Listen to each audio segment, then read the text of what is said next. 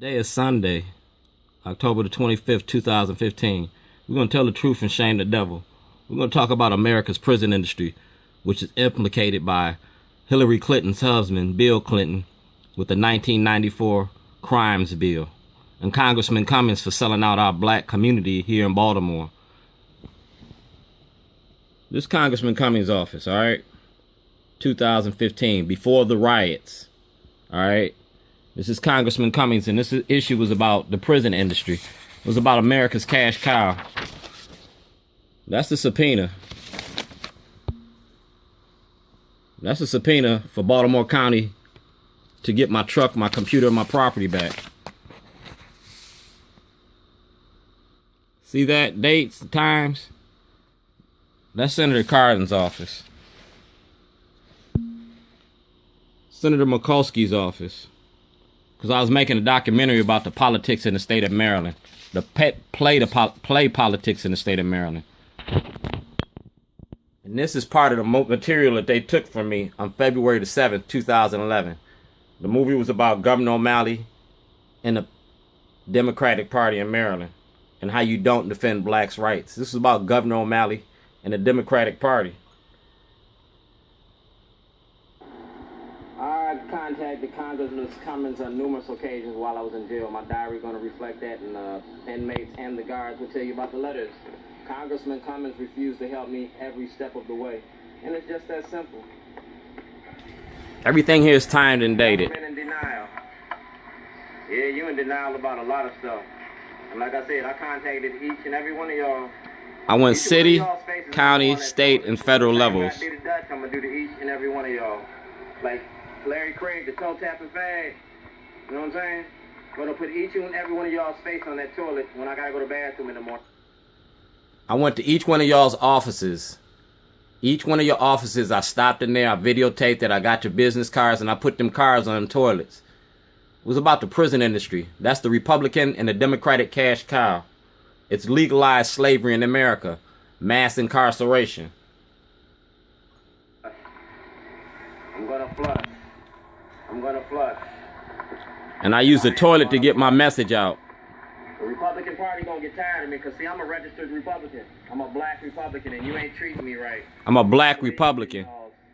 You know what I'm saying? I served my country. I'm an honorably discharged veteran. Dick and Rick, man, y'all going to see my stuff.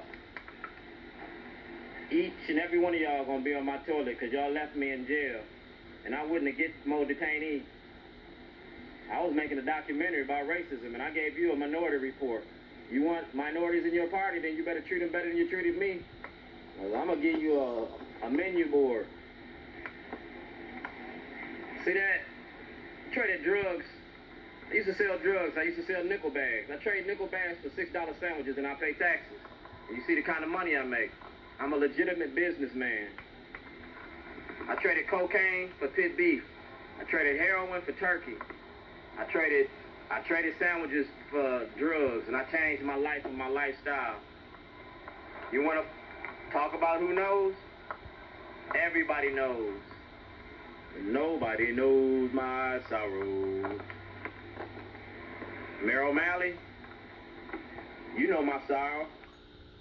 Governor O'Malley created the prison industry, or perfected it, with the zero tolerance stop and frisk, and which he claimed he cleaned up the streets. All he did is locked up black people. All he did is created this fear and intimidation of black men in Baltimore. You financed the police department to give us a state of emergency. You ain't treating us no different than they treat the Palestinians over in Jerusalem. You occupying our communities with your police department. And Kevin Davis is a prime example of it. That's George Wallace, and Kevin Davis is your new Bull Connors, and that ain't no bullshit. You my governor. You said get shorty. Dog, you gonna get shorty. You signed the thing for Philip. Alright. Let's look at this timeline right here. Because like I said, he who knows his past can control his future. You see that? That's 1619. First forcibly bought to the British colonies. 1640s, bought to Maryland, enslaved. Maryland's, you know what I'm saying? I showed the slave industry and I showed the prison industry and I showed the similarities.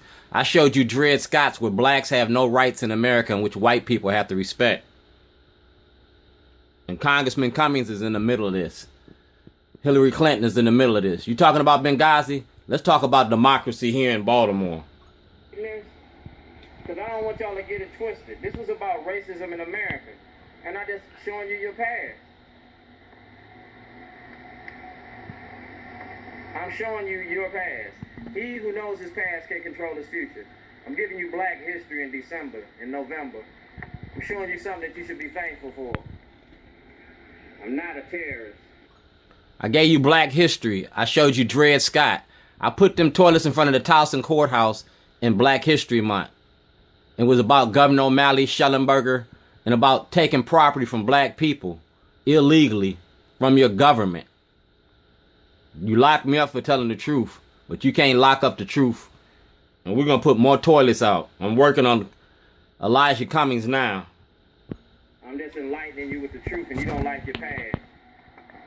You feel that? You read that? Maryland passed legislation supporting colonization movement, which took former slaves to Liberia. Maryland from...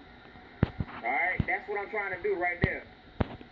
I'm trying to do Marcus Garvey, take black out of America. In 2007. The lawsuit was going to buy our freedoms back. Frederick Douglass escaped the freedom. I escaped the freedom. I'm Frederick Douglass, the reincarnation. I'm a modern day abolitionist. And I got a story to tell. Slavery in America, 2015. Ain't nothing changed. In Lake County. And I came here and started my underground news network. Dude, I told you I was going to give you the blueprint. This is the blueprint. You looking at it for a joke? Dog, laugh now, cry later. But you're going to pay me my money. Frederick Douglass published his autobiography, a narrative of life. And I'm getting ready to do the same thing, dog. You seeing it, I'm focused. And what mine is going to be called is the Minority Report. And it's going to have the jailhouse diary from 1986, 2008, and 2011. It's going to show you that slavery still exists in America. Mass incarceration. Y'all, there ain't nothing you can do about it. Harriet Tubman, you heard me talk about it. Look at the days, look at the dates. Uncle Tom's Cabin. Dog, I'm getting ready to give you Uncle Tom's Cabin. It's going to be called the United States Senate, the United States Congress. I'm going to read that book, and I'm going to put your faces in there. Tom. The Dred Scott decision. This is what I'm talking about, man. 1857. I told you I did my history. John Brown. I ain't trying to do no raid. I acted up in 1986. Go get my papers from 3386. That was my John Brown. That was my Malcolm X. That was my belligerent attitude. But you was scared to death of me then. Abraham Lincoln elected president, so was Barack Obama. We repeating history. Civil War, y'all trying to create a race war. Lincoln signed. Lincoln ain't got to sign nothing from me. All you got to do is set me free. Set me free. That's all you got to do for me. Maryland outlaws slavery. Well, dude, when I go to trial, you're going to outlaw slavery. When my movie come out, the judicial system and the prison system going to come up underneath a microscope. Because the prison industry has been reinvented. Slavery has been reinvented via the prison industry. It's mass incarceration. The war on drugs, the 1994 crime bill, which Clinton signed into action. It's about us. You having a civil war about racism in America? Look at your past, because you're repeating it. Like I said, I got videos to show all this, and I'm going to give you these videos one by one. And we're going to talk about Congressman Cummings. We're going to talk about the things that you're doing. The day the riots erupted, we're going to talk about what led up to the day that the riots erupted. The denial of our rights, due process, and equal protections under the law. That's why we rose up. We got tired of you treating us like slaves in America, and we're not going to accept it.